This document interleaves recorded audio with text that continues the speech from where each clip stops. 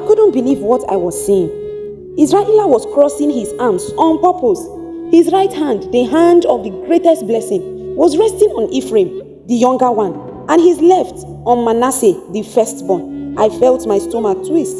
This wasn't how it was supposed to go. Yusuf had called us to his father's bedside, knowing the old man didn't have much time left. Israel, as God called him, was weak, barely able to sit up. But his mind was sharp. His eyes, though cloudy with age, seemed to see right through us. When we arrived, Yusuf brought his 2 sons forward. I watched closely.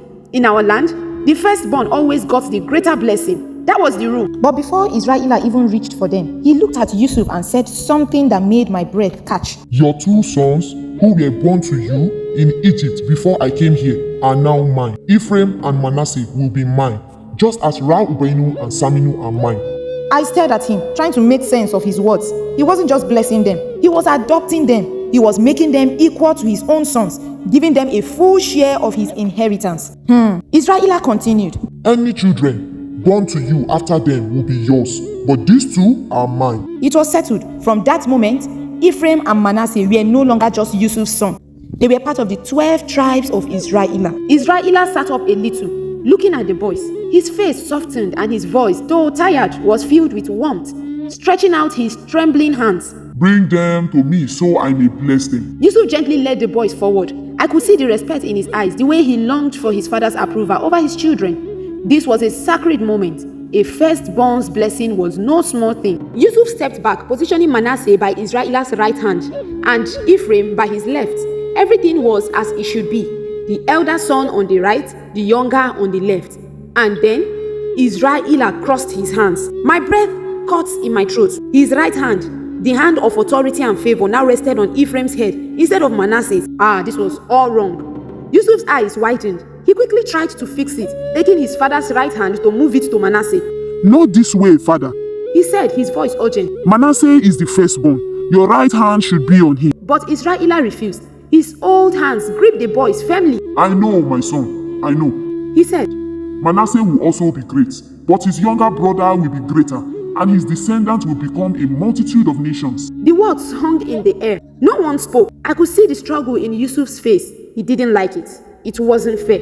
It wasn't tradition. But Israel wasn't finished. He blessed them both. May the God before whom my fathers, Ephraim and Ishak, walked, the God who has been my shepherd all my life, the angel who has redeemed me from all harm, may he bless these boys. May they be called by my name and the names of my fathers, and may they increase greatly on the earth. Yusuf said nothing more. What could he say? The blessing had been given. There was no changing it now.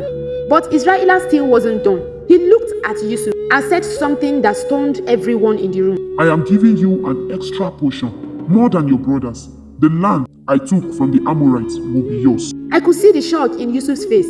He had always been treated differently, ever since he was a boy. And now, even in his father's final moments, he was given something extra, another piece of inheritance. Then Israel turned to the rest of his sons. His breath was shallow now, but his words were sharp and full of power. One by one, he spoke over them, telling them their futures.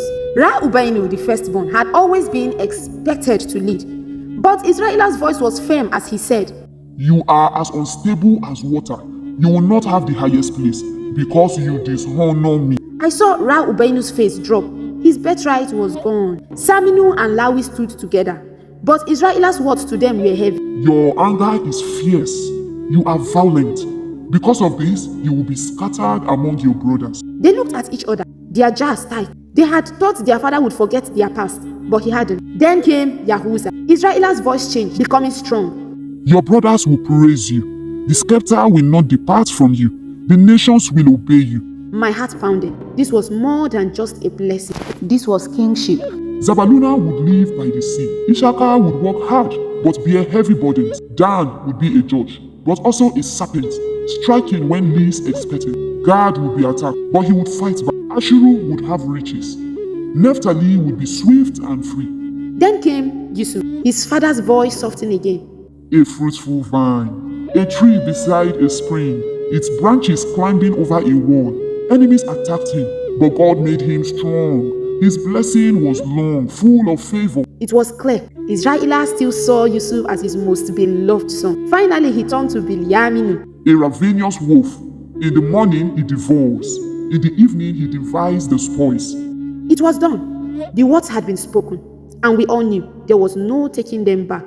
Israel took a deep breath and said, Bury me with my fathers in the cave of Machpelah, where Ephraim and Ishak will rest. Then, like a candle slowly burning out, he lay back, closed his eyes, and took his final breath. Silence filled the room. No one moved, no one spoke. Israel was gone, and nothing would ever be the same again. Thank you for staying with me to this very moment. I love you.